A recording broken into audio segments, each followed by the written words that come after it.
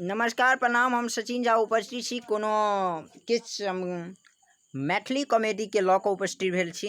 और अहाँ सब बहुत दिन के बाद हमरा यूट्यूब चैनल पर देखलहुँ। हम वीडियो नहीं बनबै छलहुँ और हम लाइव अबै छलहुँ। अहाँ सबके सपोर्टसँ अहाँ सब सपोर्ट करै छी तो मेहनत लगन छै और मेहनत करबै तो आगा बढ़बै। अब मेहनत नहीं करबै तो आगा नहीं बढ़बै तो वह सचिन झा छी यौ भाई। तो एक बात अहाँ सबके कहै छी कि बच्चा सब नलायक कमीना सब हो जाइ छै कि 5 बरखक भेल दारू सिगरेट के आदत पकड़ लै छै। एहन बच्चा के की करऽ चाही, आगि में फेंक दे चाही भैया।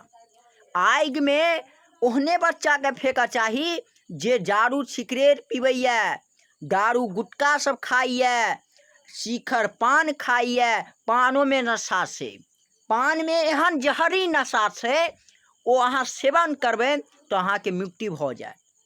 भाइयो अखन तो अहाँ सब बाप के बल पर कूदै छियै, जखन अहाँ सब कमाए लगबै ने तखन तो बूझऽ में आयत कि सचिन झा तो सच कहलकै। आ अखन तो पप्पा के बल पर कूदै छियै, पप्पा पाई दैया तो अहाँ दारू सिगरेट में लगा दै छी। एतेक अहाँ खाना पीना में लगेने रहितौं, भात दालि में लगेने रहितौं तो अहाँ के भविष्य में काज आबि जाइत।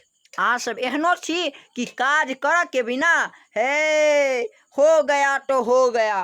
भाइयों अहाँ सब दारू सिगरेट नहीं पियू, हम यह कहब।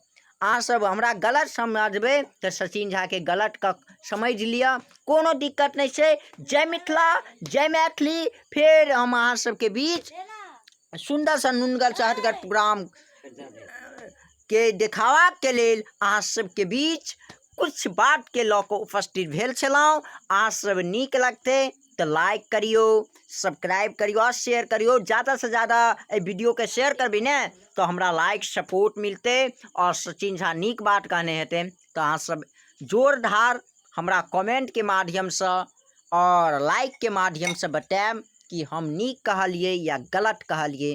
तो अहाँ सबके दोसर वीडियो में मिलै छी। जय हिंद, जय भारत, जय मिथिला वासी की जय हो। ई हम पाग वही द्वारे अनलहुँ कि अहाँ सबके मिथिला में नीक नीक वीडियो लाओ और नीक नीक कोनो गीतो सब लाओ। अखन गीत पर नहीं बनबै छी तो अहाँ सबके कॉमेडिए लऽ कऽ अबै छी। तो ई नीक वीडियो लागल हैत तो अहाँ सब लाइक करियो, सब्सक्राइब। जय मिथिला, जय मैथिली, जय जानकी, जय विद्यापति। धन्यवाद।